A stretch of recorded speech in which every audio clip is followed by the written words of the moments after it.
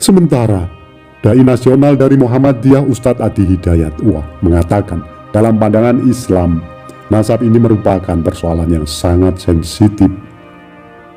Saking sensitifnya, kata UA, dalam hadis riwayat Bukhari dan Muslim yang tersambung pada sahabat Abu Dzar Al-Ghifari, Nabi memberikan pengingat, jika nasab yang benar itu kemudian sengaja diputus, maka resikonya adalah kufur, ujar UA saat menanggapi polemik tentang nasab di Indonesia, seperti dikutip dari kanal YouTube-nya Adi Hidayat Official, Selasa 10 September 2024.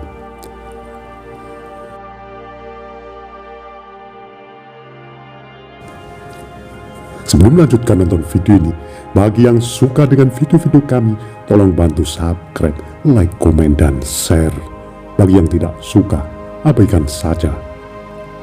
Kami di sini tidak ada niat untuk menyebutkan orang-orang yang terlibat. Kami di sini tidak mengurangi atau menambah isi sumber untuk menjaga otentisitas sumber.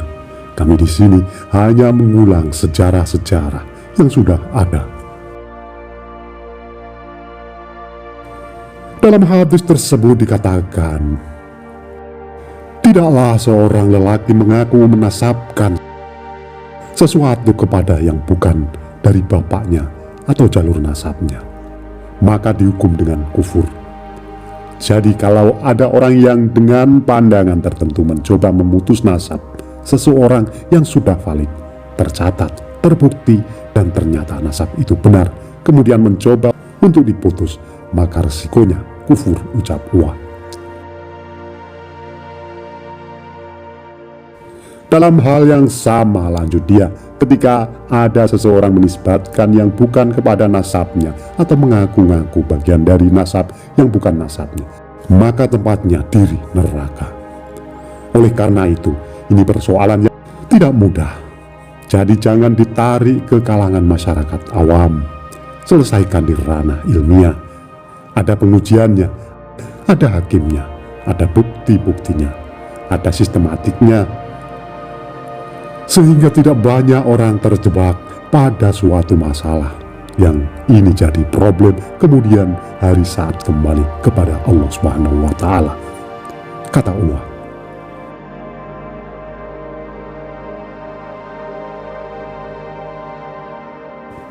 Dia mempertanyakan siapa yang akan bertanggung jawab kalau tiba-tiba ada orang mencaci maki nasab tertentu, kemudian tidak seperti kenyataannya, dan dia menghukumi terputus, lalu terkena kemudian dengan ancaman hadis ini. Yang bertanggung jawab siapa? Kan jadi masalah. Jadi nasab itu sangat sensitif. Dinisbatkan kepada yang bukan dari turunannya masalah. Mengaku-ngaku bermasalah, berbangga-bangga juga masalah, jelas UA.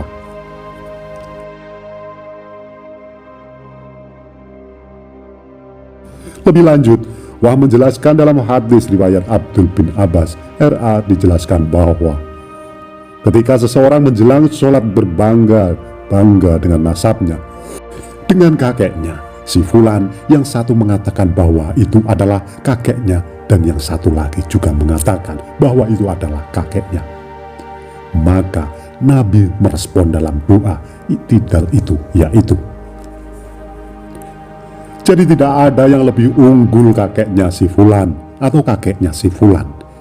Ini memberikan kesan bahwa nasab itu pada akhirnya di hadapan Allah, keseluruhannya itu akan sirna seluruhnya kecuali amal soleh kita, jelas UA.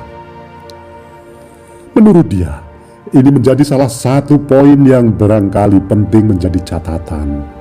Kata dia, penghormatan itu tetap harus ada kepada siapapun.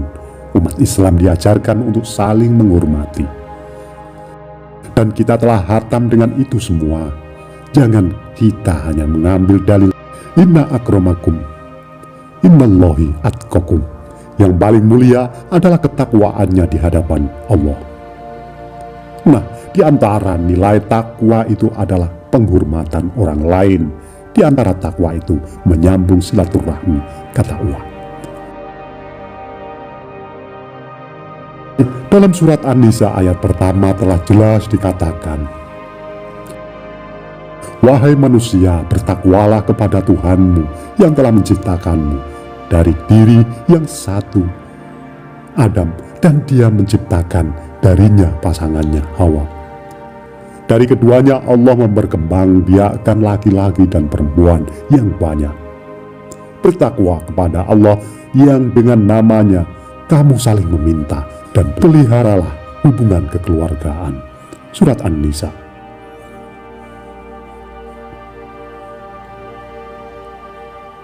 Jadi menyambung silaturahmi, saling menghormati, saling menghargai dengan siapapun bagian dari takwa.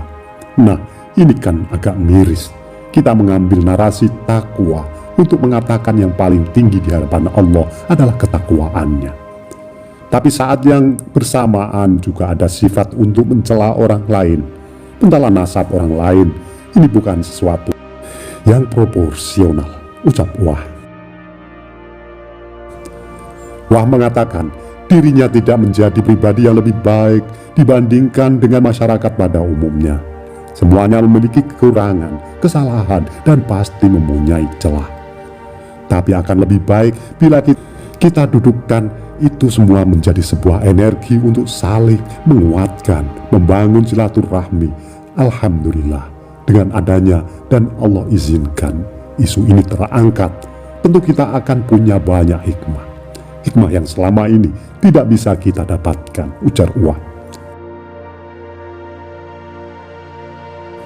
Di antara hikmah dari polemik nasab ini, menurut dia, adanya hubungan silaturahmi antara habaib dengan generasi yang wali songo.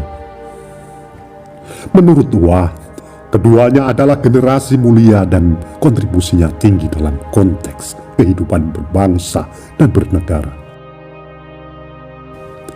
Ini saatnya bersatu, kemudian membangun tali ikhwah yang kuat, bersinergi, membangun bangsa yang dalam situasi global yang tidak mudah saat ini.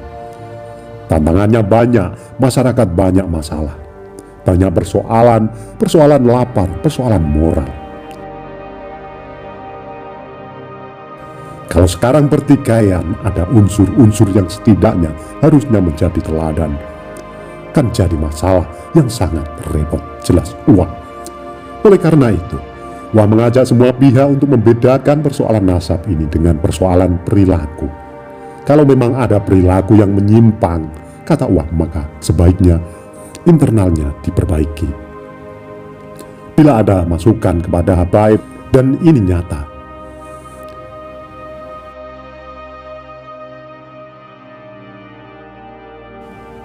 ada pembuktiannya, dengan segala kerendahan hati diperbaiki di internal habaibnya.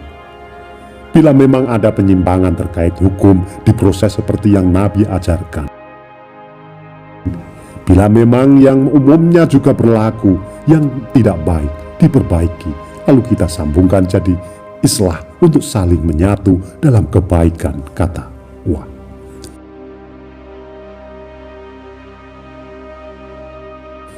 Jika persoalannya terkait dengan nasab, lanjut Wah, maka harus ditempatkan di ruang waktu yang tepat.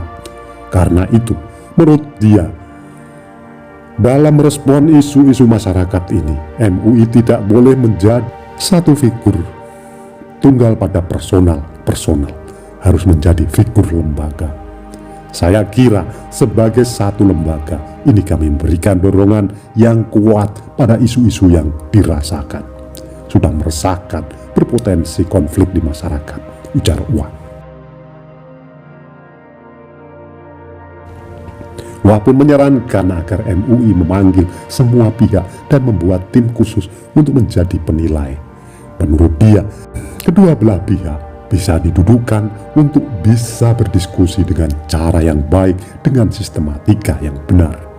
Karena ini sudah tidak produktif. Ya apalagi juga sudah mulai muncul komentar dari ulama-ulama dari luar, ucap Wah. Itulah tadi ulasan singkat kami mengenai mengapa Kiai Imaduddin tetapkan nasab Alawi terputus sebagai keturunan Nabi Muhammad SAW. Apabila ada kesalahan dalam kami menyampaikan, mohon diluruskan dan mohon maaf. Terima kasih yang sudah menonton sampai selesai.